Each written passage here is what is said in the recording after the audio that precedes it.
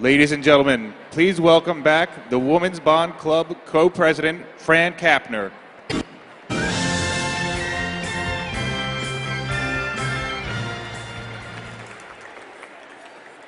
Thank you. I hope you all are enjoying the evening. I hear from the buzz in the room that it appears that and sounds like you are. Do I have to kiss somebody now?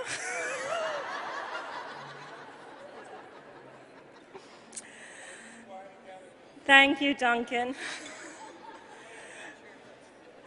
Thanks to the generosity of each of you and the firms that you represent here tonight, the Women's Bond Club honors one extraordinary woman every year with the Isabel Benham Award and a $20,000 gift to a charity that embodies the WBC goals. Isabel Benham was a pioneering woman, financial analyst, and philanthropist who started her career in the 1930s and became the first woman partner at a Wall Street bond house. Isabel also happens to be the founder of the WBC. This year, we are pleased to honor another trailblazer, Kay Koplovitz.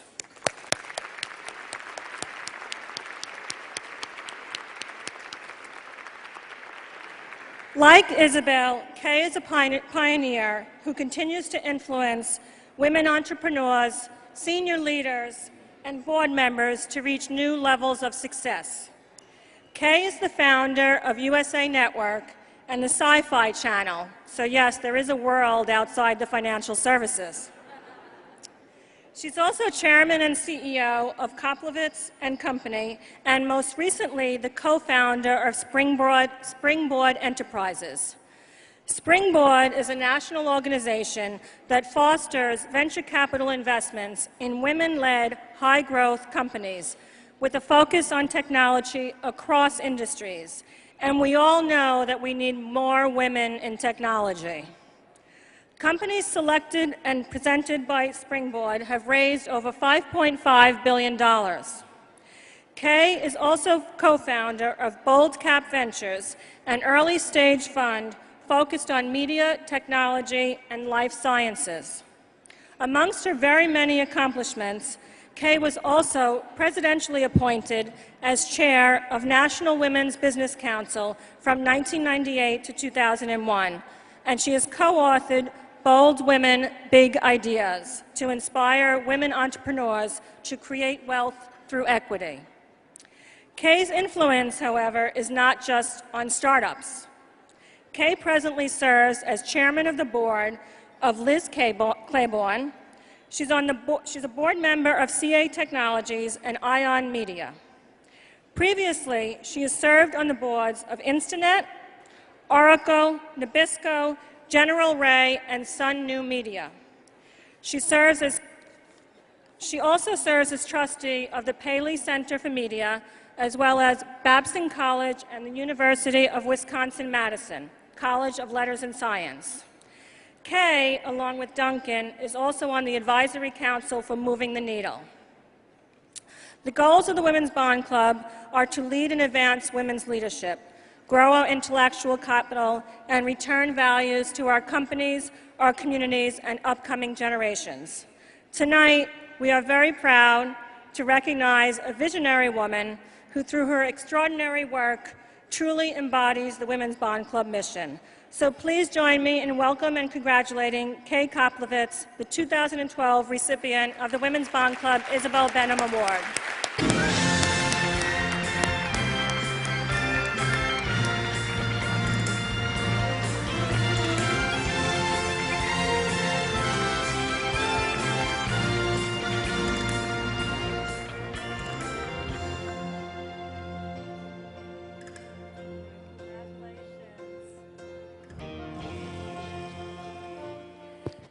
Fran, thank you for that generous introduction. I really appreciate it. And thank you to the members of the Women's Bond Club for this prestigious award. I really do appreciate it.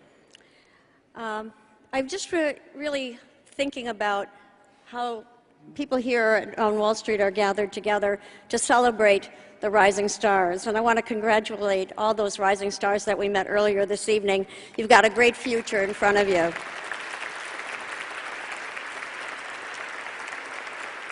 And also to Carla Harris, who will be coming up shortly for your Merit Award. It's really very much a privilege to share this evening with you as well, Carla. Thank you. You know, I'm not so sure that Betty Cook really knew what she had started when she started this club back in 1921. I'm not so sure she understood what it would grow into. But one thing I do know, she understood the value of human capital. And so did Isabel Benham. And so did our dear friend Mickey Siebert, who was the first woman to have a seat on the New York Stock Exchange. I really do applaud them for being the first to break glass and thank them for their vision. You know, it would be fun to share a little bit of my experience having grown up as an entrepreneur and to talk a little bit about what got me there. But I'm going to do a little elevator pitch on that because I really want to talk about women and how we advance women. But just to say, I was really so astounded with the launch of Sputnik in 1957 when the Russians launched that satellite into space. And I was inspired by JFK, who challenged us all to put a man on the moon in the 60s.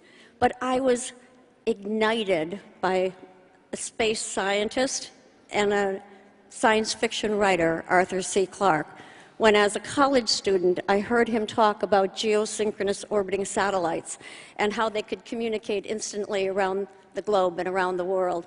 And it inspired me so much. It was such an idea that was so compelling to me as a college student that I took that and wrote my master's thesis on how communications were going to change because of these satellites. And it led to launching a career to launch Madison Square Garden Sports in 1977, the forerunner to USA Network, which I renamed in 1980, and had the great privilege of building it into a multi-billion-dollar business. So it really is a wonderful thing to be able to access capital, to be able to build businesses, and to live your dreams, something that I was very privileged to do. And I hope the rising stars in the room get to live their dreams as well. But when I was leaving USA Network in 1998, I got a call from then President Bill Clinton, who asked me to chair the National Women's Business Council.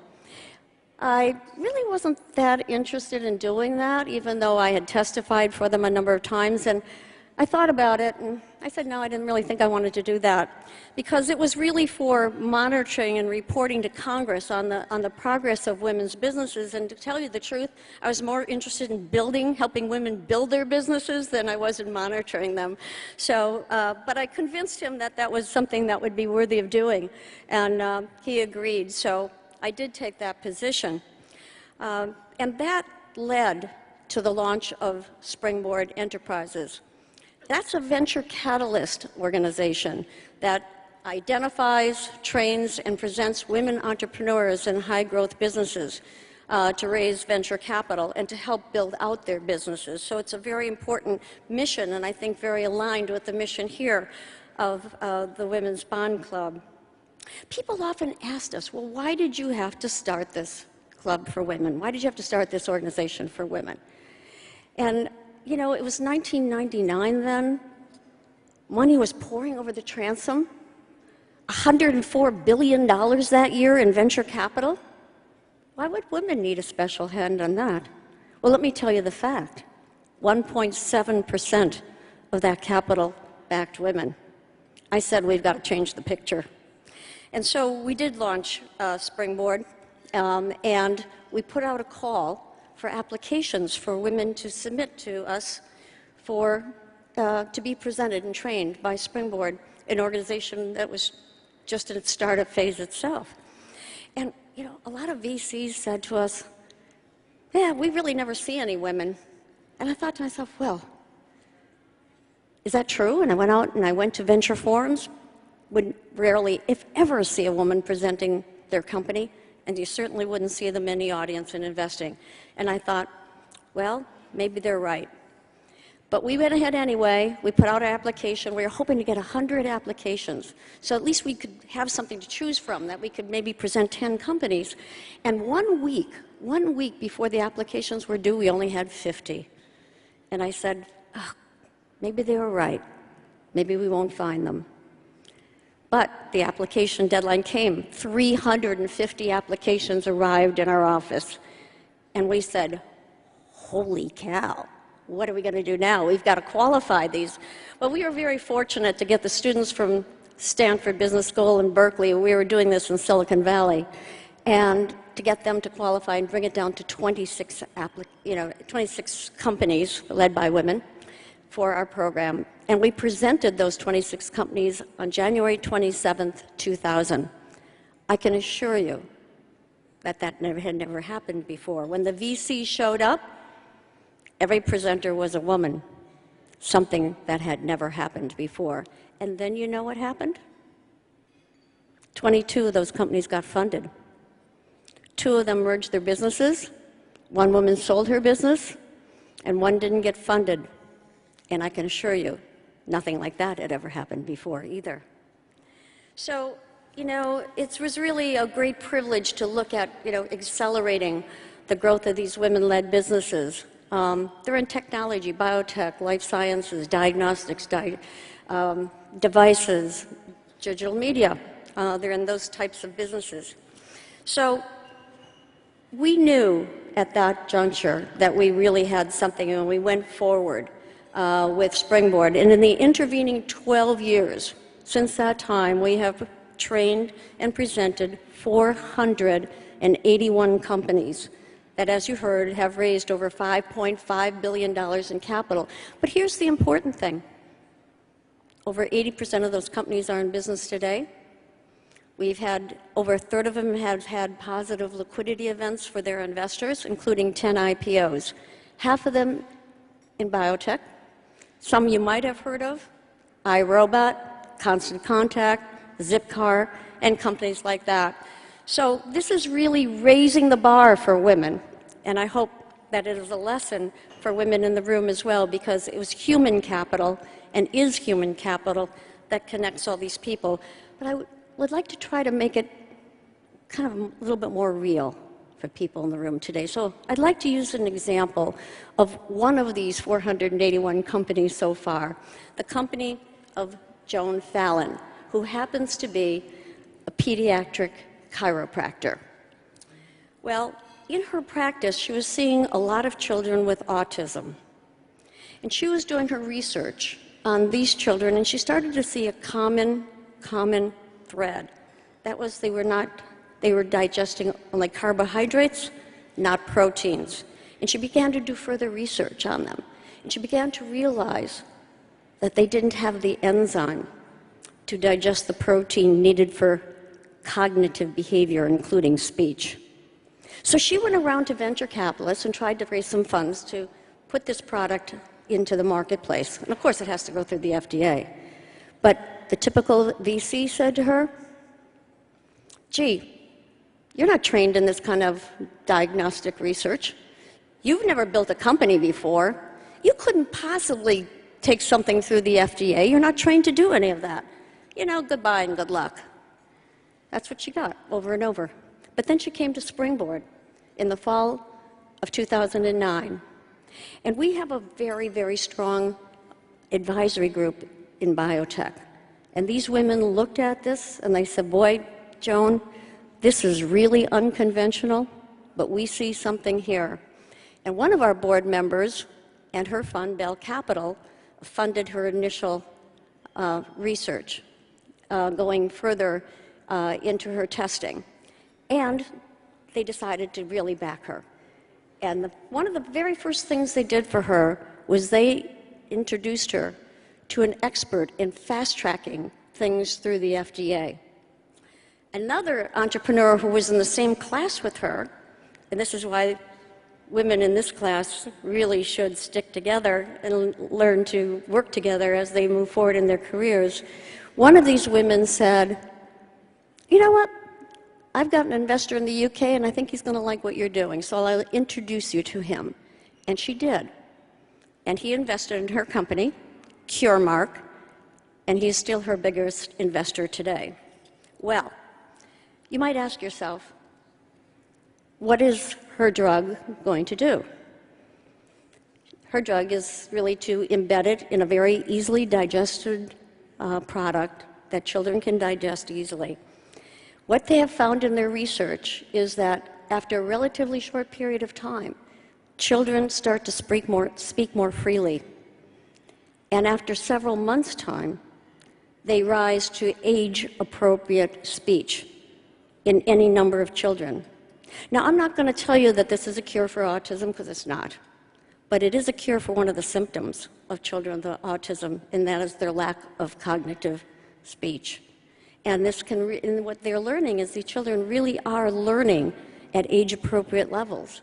They just can't communicate this.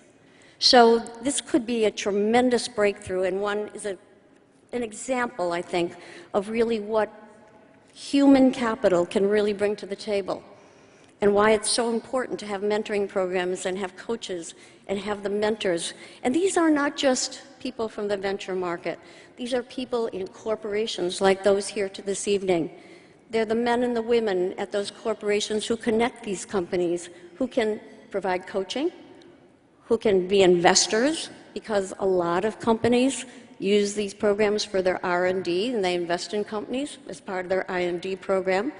They can be business partners and help the companies grow. They can be future acquirers for these companies.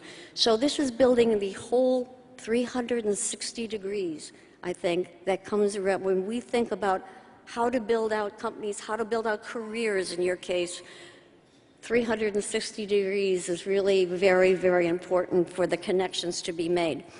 And I believe it's not just the corporations. I believe it's the boards of those corporations as well. Why? Because boards with the proper amount of diversity to them really see the value of working with companies like the ones we represent at Springboard. And I think it's really tremendously important, Duncan, for the program that the New York Stock Exchange is running and moving the needle.